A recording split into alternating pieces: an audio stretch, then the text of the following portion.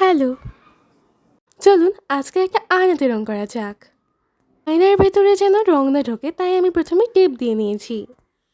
এরপরে কাঠের ফ্রেমে বেস কালার হিসেবে চিসু অ্যাপ্লাই করেছি। কাঠের বেসটাকে সুন্দর করতে আমি 2বার চিসু অ্যাপ্লাই করেছি। আয়নার কাঠের ফ্রেমটা ছিল কাঠগোলাপের, তাই ভাবলাম কেননা এতে ফেমাস সাদা কাঠগোলাপ রং করা যাক।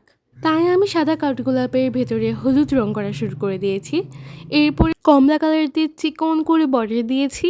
ঠিক একইভাবে সবগুলো কাঠগোলাপ রং করেছি। এরপরে কাঠগোলাপের পাতার কাজ শুরু করেছি। তো বেস কালার হিসেবে আমি টিয়া কালার ব্যবহার করেছি। এরপরে আমি প্রথমের দিকে একটু গাঢ়, তারপরে একটু হলুদ আভা দেওয়ার চেষ্টা করেছি। পাতার মাঝখানে যে ফাঁকা অংশগুলো ছিল ওগুলোতে আমি কালো কালার ব্যবহার করেছি। আয়নার পাশে একটু ফাঁকা জায়গা ছিল যেটাতে আমি মাটি কালার ব্যবহার করে নিয়েছি।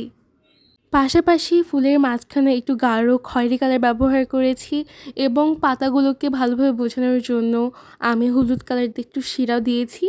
এরপর গ্লাসের উপর থেকে সম্পূর্ণ টেপ তুলে ফেলেছি।